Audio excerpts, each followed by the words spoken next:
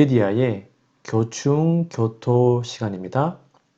오늘은 제5가 모든 민족과 바벨이라는 제목으로 하나님 말씀을 함께 나누겠습니다. 교과서 연구 범위를 보시면 창세기 9장 18절에서 11장 9절, 누가복음 10장 1절, 마태복음 1장 1절에서 17절, 누가복음 1장 26절에서 33절, 시편 139편 7절에서 12절, 창세기 1장 28절, 창세기 9장 1절에 있는 말씀입니다. 성경 연구 범위를 본문을 펴고 꼭 읽어주시기 바랍니다. 기억절입니다. 그러므로 그 이름을 바벨이라 하니 이는 여호와께서 거기서 온 땅의 언어를 혼잡하게 하셨음이니라. 여호와께서 거기서 그들을 온 지면에 흩으셨더라. 창세기 11장 9절 말씀입니다. 기억절 노래 들으시고 이어서 말씀 연구를 진행하겠습니다. 이기 5과 그러므로 그 이름을 바벨이라 하니 이는 여호와께서 거기서 온 땅의 언어를 혼잡하게 하셨음이니라. 여호와께서 거기서 그들을 온 지면에 흩으셨더라. 창세기 11장 9절.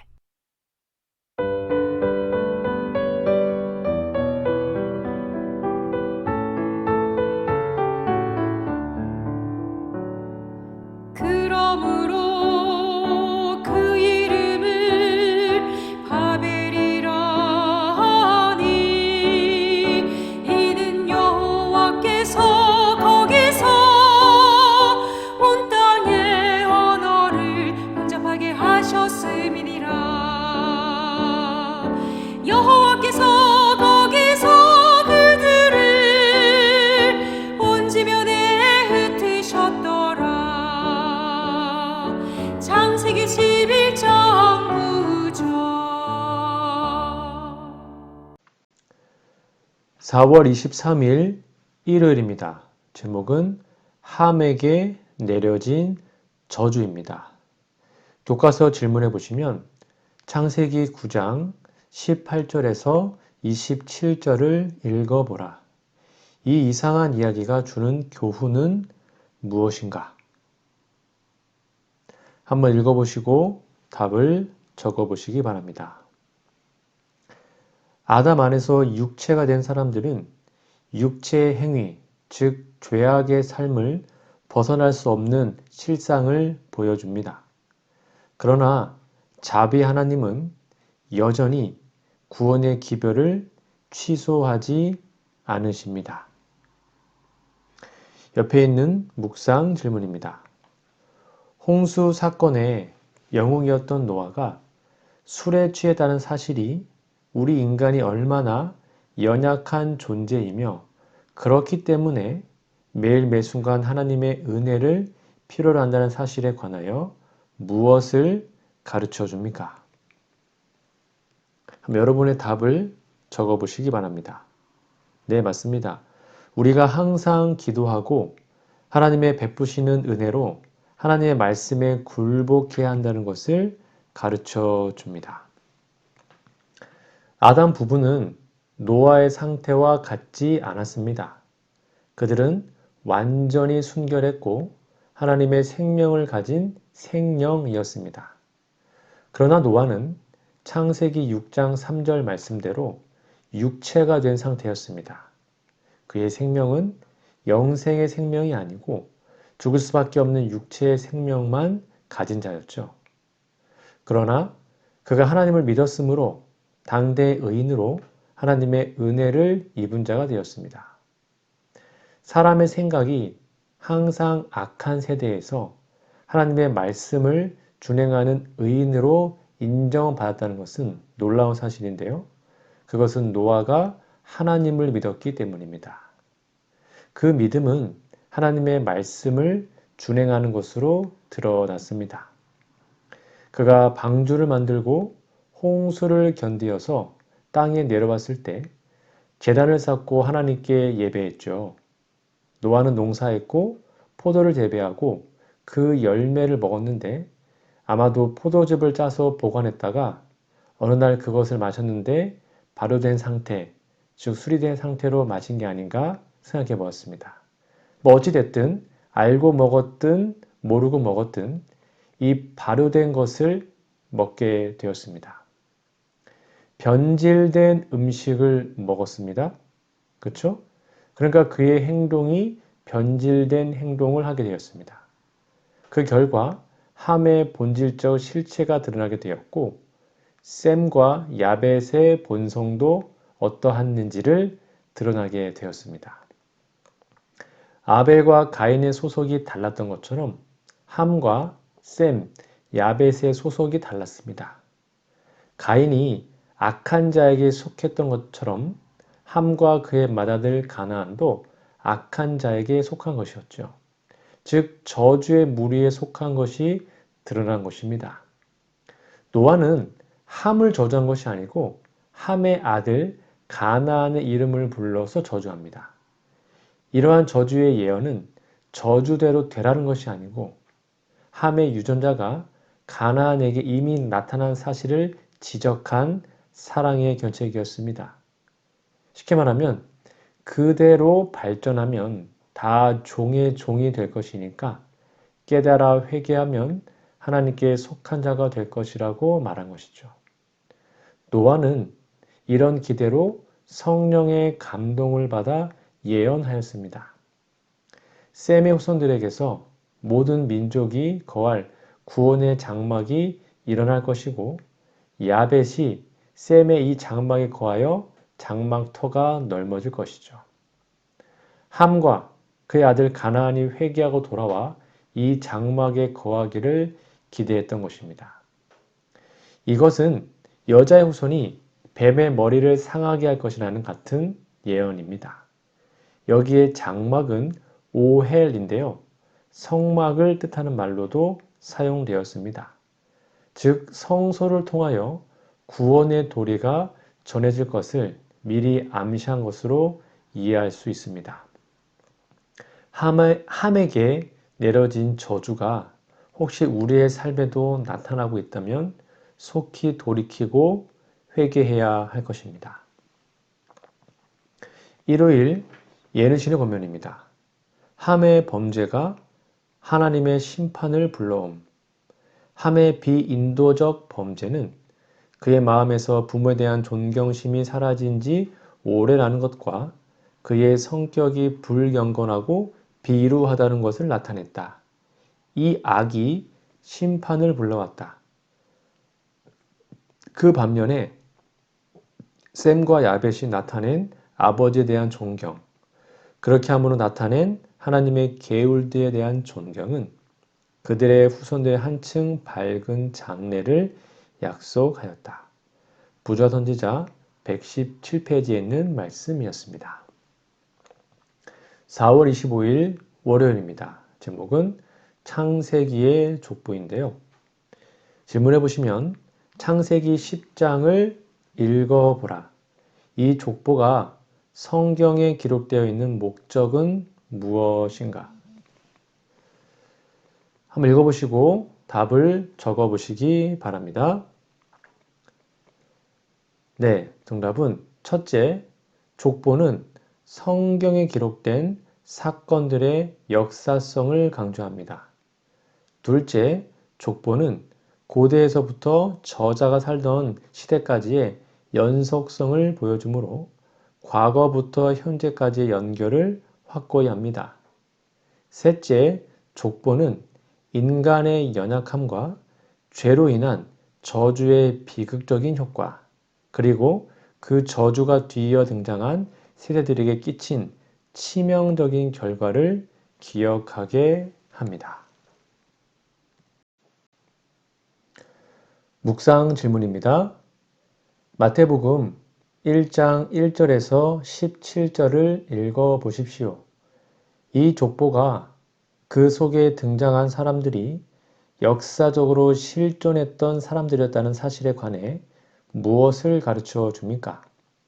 그 사람들이 실존했던 사람들임을 알고 믿는 것이 우리 신앙의 중요한 이유는 무엇입니까? 조금 길지만 읽어보시고 답을 적어보시기 바랍니다. 네, 마태복음 1장 1절에서 17절은 예수님의 족보입니다. 족보는 기록된 사람들이 이 세상에 실제로 살았던 사람인 것을 증명하고, 마태 이 족보는 예수님이 그런 족보를 따라 세상에 오신 실제로 살아서 일하신 분이라는 것을 증명하고 있습니다. 세상의 다른 종교들의 경전에는 족보가 기록되어 있지 않습니다. 혹시 기록되어 있어도 지극히 단편적입니다. 그러나 성경에는 장황하게 족보가 기록되어 있습니다. 창세기 4장에는 가인 후손들의 족보, 5장은 아담, 셋 후손들의 족보, 11장은 노아와 셈의 후손들의 족보입니다. 10장에는 노아의 세 아들들의 후손들의 족보가 기록되어 있죠. 교과 저자는 이곳에 70민족이 기록되었다고 세웠고, 그것은 신명기에 지극히 높으신 자가 민족들에게 기업을 주실 때, 인종을 나누실 때에 이스라엘 자손의 수요대로 백성들의 경계를 정하셨도다. 신명기 32장 8절입니다. 이스라엘 민족은 애굽에 들어간 70인을 뜻한다고 설명했는데, 신명기 이 구절을 이해하는데 합당한 설명이라고 생각합니다. 그리고 역대상에는요, 1장부터 9장까지 족보입니다. 또한 신약 성경을 시작하는 마태복음은 1절부터 17절까지가 족보죠. 그렇게 했던 이유는 인류의 모든 족속을 한 혈통으로 만든 것을 분명히 알게 하고, 인류가 어떻게 존재했고 그 존재를 위한 생명이 어떻게 이어져 왔는지 분명히 가르치고 있습니다.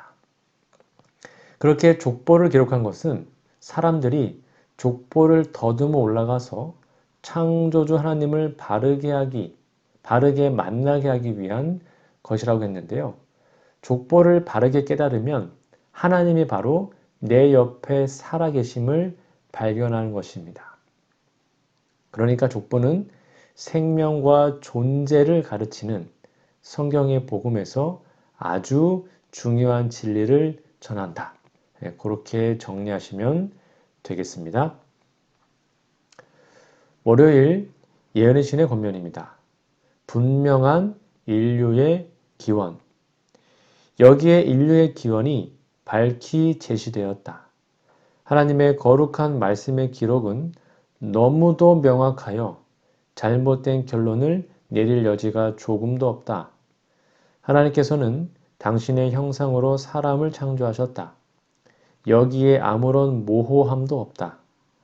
영감의 말씀이 밝혀주신 바 우리 인류의 혈통은 그 기원을 거슬러 올라가면 진화하는 세균이나 연체 동물이나 사족수의 계열이 아닌 위대하신 창조주께 이른다.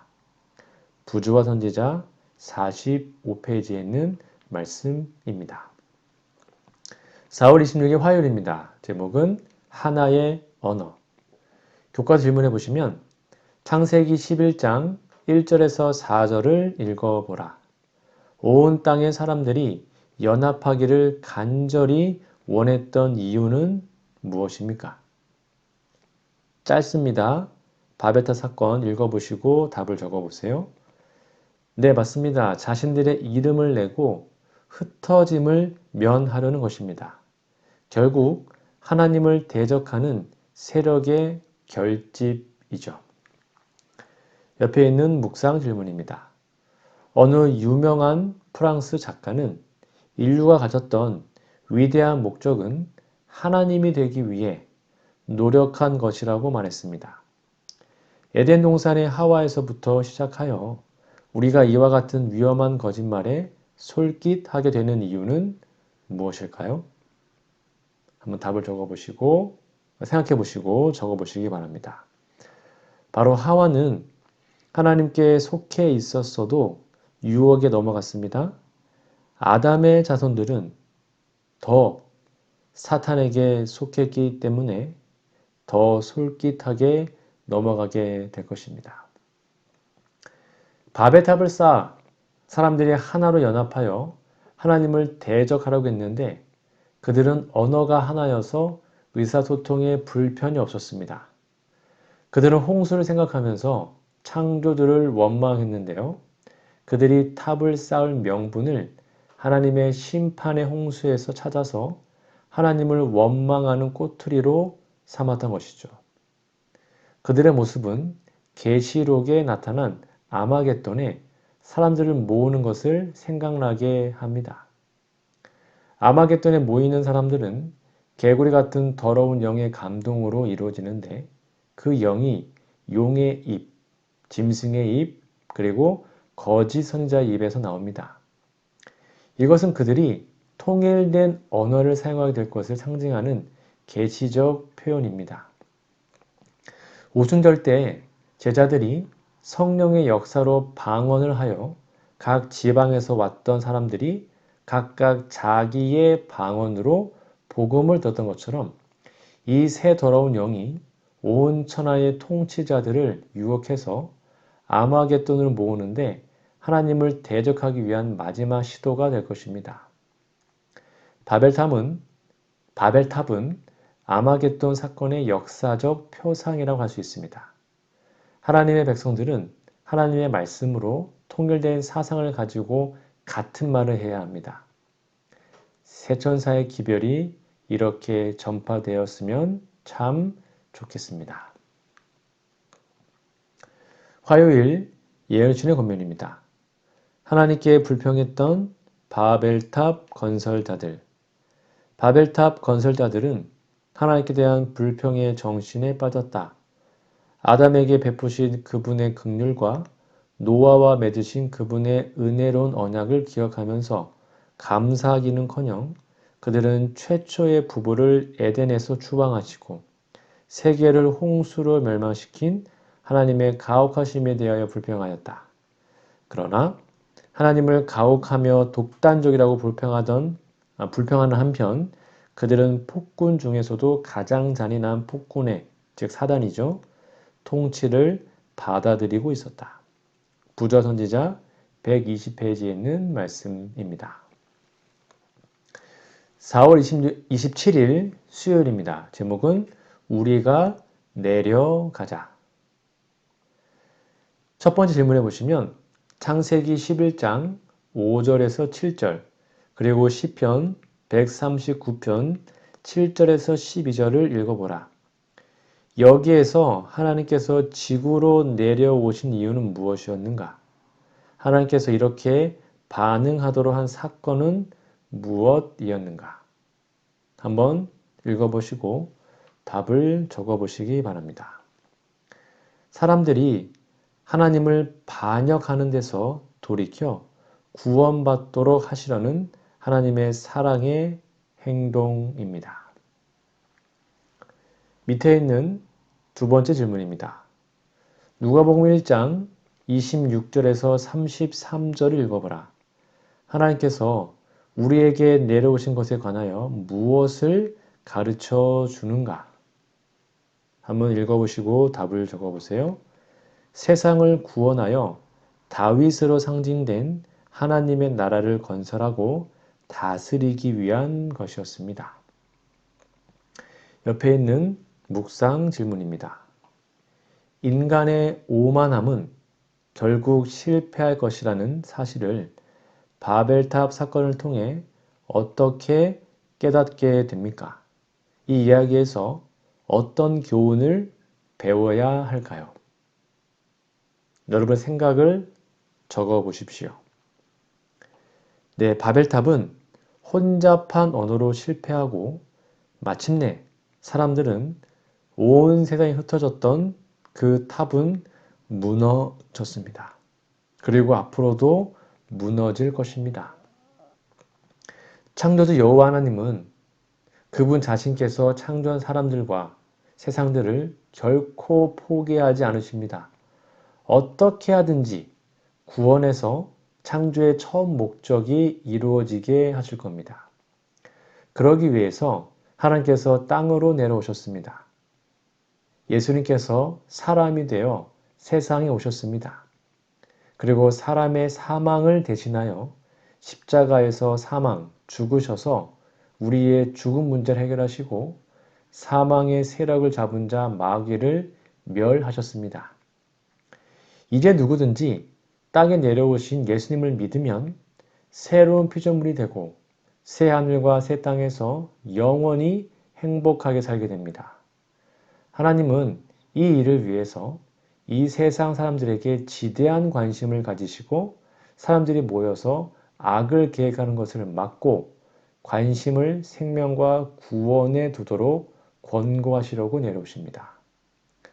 우리는 예수님이 사다리가 되셨기에 예수님 안에서 비로소 하늘에 올라갈 수 있습니다. 예수님을 떠나서 하나님 아버지께로 갈 길이 절대로 없어요. 바벨탑을 쌓는 반역한 사람들에게도 내려오셔서 그들이 하는 일을 중지시키시고 그들이 구원받을 수 있는 기회를 연장해 주시고 오늘까지 이르렀던 것입니다. 우리에게도 구원의 기회를 주신 것입니다. 이런 하나님께 감사하시기 바랍니다. 수요일 예언신의 권면입니다. 악한 계획이 끝남. 바벨탑 건설자들의 계획은 수치와 패배로 끝났다. 그들의 교만의 기념비는 어리석음의 기념비가 되었다. 지금도 사람들은 여전히 동일한 노선, 자아를 의지하고 하나님의 율법을 배척하는 노선을 따르고 있다. 그것은 사단이 하늘에서 실천에 옮기고자 하던 원칙이요. 그의 제사를 드리는 데 있어서 가인을 지배했던 원칙이다. 부조화 선지자 123페이지 말씀입니다. 4월 28일 목요일입니다. 제목은 포로된 자를 구원하심.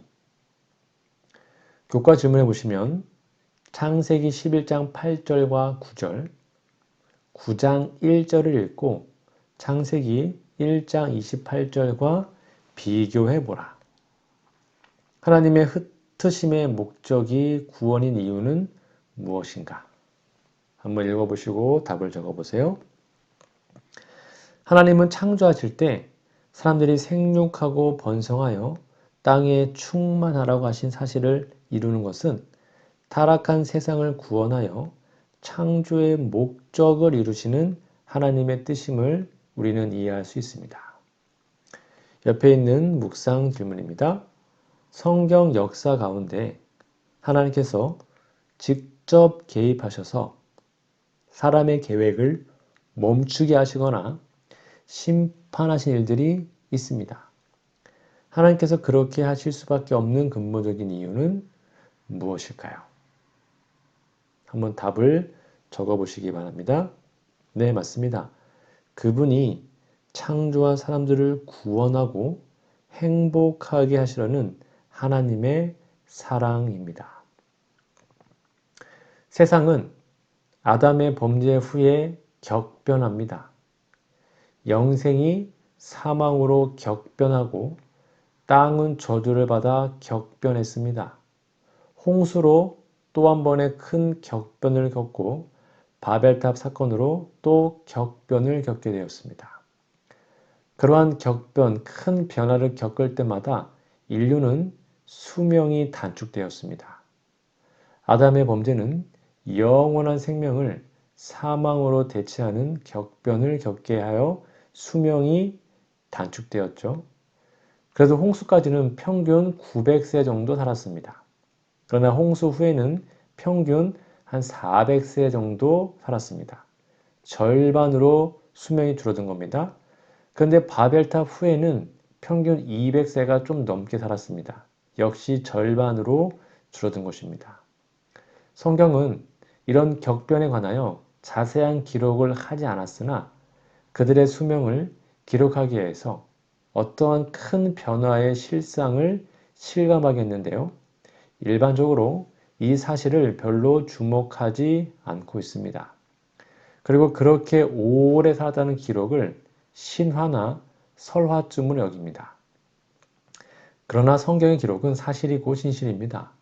족보에 그렇게 많은 이름을 기록한 것은 만들어서 하기는 참 어려운 일입니다.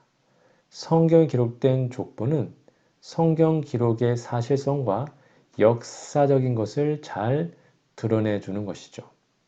수명이 급감한 사실로 격변을 넌지시 가르쳐 주었습니다. 사람의 수명이 짧아지는 것은 죄의 세상에 고통을 오래 겪지 않게 하시려는 하나님의 자비이며 그 기간에 구원받도록 하라는 하나님의 사랑의 조바심이죠. 인류가 속히 하나님의 사랑을 깨닫고 충만한 수가 차기를 기대하고 있습니다. 이런 하나님의 사랑에 반응하시는 우리 모두가 되었으면 좋겠습니다. 목요일 예언실의 권면입니다. 탑의 건설자들이 흩어짐. 건축자들은 그들 사이에 있는 이상한 오해에 대한 원인을 전혀 밝혀낼 수가 없었다. 그리하여 분노와 낭망 중에서 그들은 서로를 비난했다. 지금까지 모든 사람은 동일한 언어를 사용해 왔다. 이제는 서로의 말을 이해할 수 있는 자들끼리 무리를 이루었다. 그리하여 어떤 사람은 이 길로 또 어떤 사람은 저 길로 갔다. 여호와께서 거기서 그들을 온 지면에 흩으셨더라. 교회 증언 8권 214페이지에 있는 말씀입니다. 오늘은 제5가 모든 민족과 바벨이라는 제목으로 하나님의 말씀 함께 나누었습니다.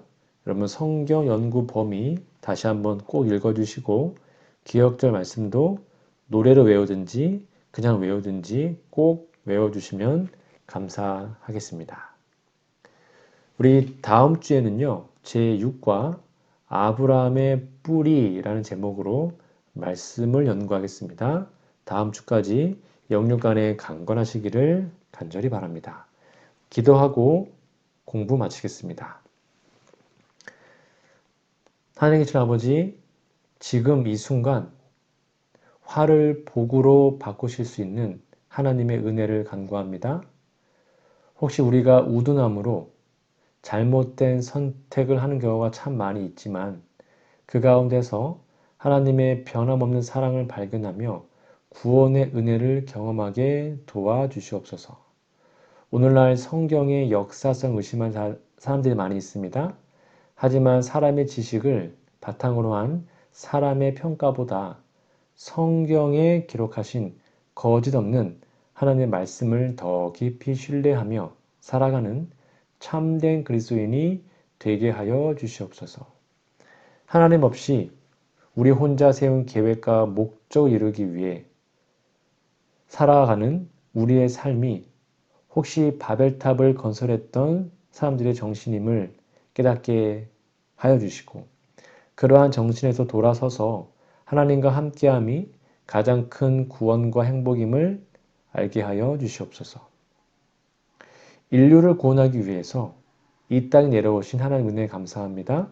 하나님의 내려오심에 대한 참된 의미를 깊이 묵상하며 먼저 찾아오신 하나님의 위대한 사랑에 날마다 반응하게 도와주시고 잠깐 오면 사라질 이 세상에서 우리의 이름을 남기기 위해서 애쓰기보다는 영원한 하나님의 나라에 우리의 이름을 남기기 위해 하나님의 말씀에 순종하며 하나님 나라 백성답게 살아가도록 오늘 하루도 인도하여 주시옵소서. 예수님의 이름으로 간절히 기도합니다. 아멘.